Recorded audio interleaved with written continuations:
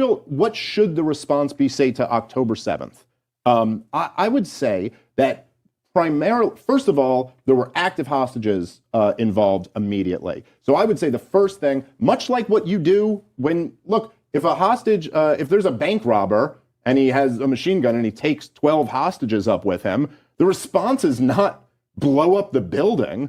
The response is you first negotiate, try to get every innocent person saved, and then you go and try to enact justice against that person while trying to not kill as few innocent people as possible in the process. Makes sense. But the immediate Israeli response should have been this. Look, it should have been fortify your borders, have a true investigation to find out how the hell it is possible that the most prepared fortress of a country allowed the most surveilled area in the world, which is Gaza, to commit what the most obvious attack would have been. Like, this was not 9/11. This was not like, I know they could say George W. Bush got that one piece of intelligence that said planes into buildings, but planes into buildings was still a pretty wild thing to actually have happen.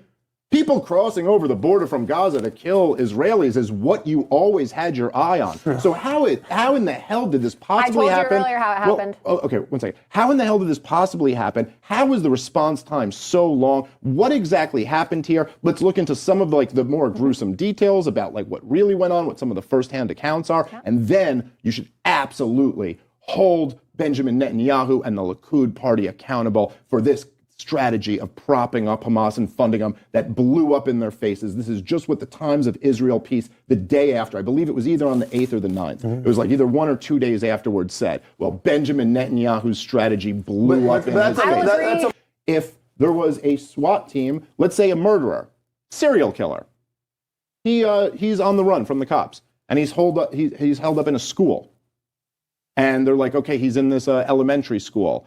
And then the local police or your state troopers or even the FBI said, all right, well, here's our plan. We're going to blow up the school. How'd you feel about that? Would you say, oh, that's law enforcement. They're doing a great job? That is such a good example. People don't realize how crazy it is what Israel is doing to the Palestinians because people are desensitized. And people actually don't consider the Palestinians real people. They don't consider them humans, they consider them barbarians. So when you dehumanize someone, people just stop caring. So, think about it. Because they think there's armed militia in a building, they don't care who else is in that building. They just blow up the whole building. Could you imagine something like that in America? Imagine. No one could do something like that here. How are people so normalized with it? I don't understand. No, you would say that is unacceptable. And in fact, if they did that, you would not sit here and pretend that they cared about human rights or they really were trying to not kill kids, but there was one bad guy in there, right? But see how that's totally acceptable when it's in Palestine? Now, all I'm saying is this. Look, even if you want to come at from the most pro-Israeli point of view, where you have no value on Palestinian life, let's say you don't care, whatever. We got to kill Hamas, so we're going to kill all those kids if you have to. I never said that. I'm not saying that. Listen to what I'm actually saying. Let's say that's your attitude. Still, go in with your eyes open and understand what that's going to be perceived as from the other side. Because if anybody ever had that attitude with my kids, I know what my attitude toward them would be. And you can say, oh, this is just, Islam is a crazy religion and we're going to blame them for everyone. I don't know. I'd feel the exact same way if anyone had that attitude with my kids. I'd be ready to join up with whoever the craziest group was who wanted to go get those people back. And likewise, you see the same thing after October 7th. What is everybody like you who supports Israel saying? Well, I'm ready to join up to go kill as many of them as we got to kill to get rid of this problem. Maybe there's a lot more similarities than differences between these two sides. I'd like to counter this. Because watch your mother and your father get blown up. You're probably going to have a spirit of revenge and you're going to have deep-seated hatred and want to kill. Anybody would want to kill somebody that killed their family member, right? I think that that's just human nature. Whether it's, a drunk driver, whether it's an act of terrorism, whether it's a murder, whether it's, whatever it may be. Vengeance is... It's vengeance, okay? Vengeance. So do you think that plays a part in the Palestinians' hatred for Israelis? I think that it may play a part when, people are that's losing... Something. I think that's something. We're making progress here. You can at least admit that maybe that's part of it. But I also think that it's a serious problem when from the moment a baby is born to a Palestinian, they are being taught Israel will exist and will continue to exist until Islam will obliterate it, just as it obliterated others before. Hey, look. We just had a moment. Look, we just had a moment of some agreement. So I think that's disgusting also.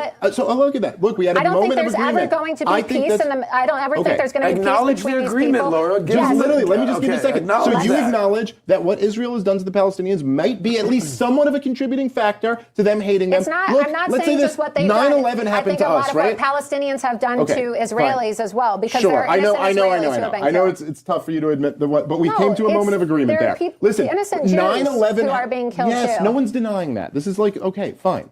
9/11 happened to us. What was the American attitude after 9/11?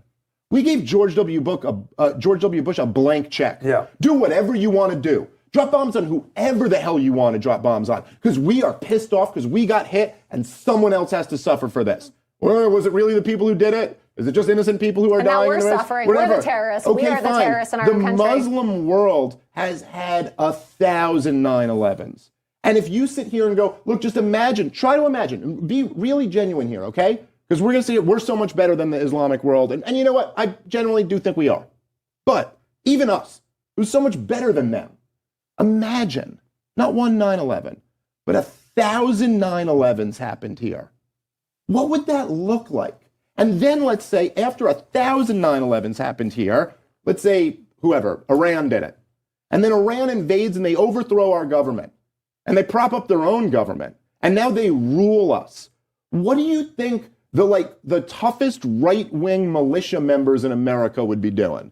They'd be throwing Molotov cocktails through their government building. They'd be running up suicide bombing themselves. And I bet they'd yell something about Jesus before they did it too. Because they'd probably start clinging to their religion.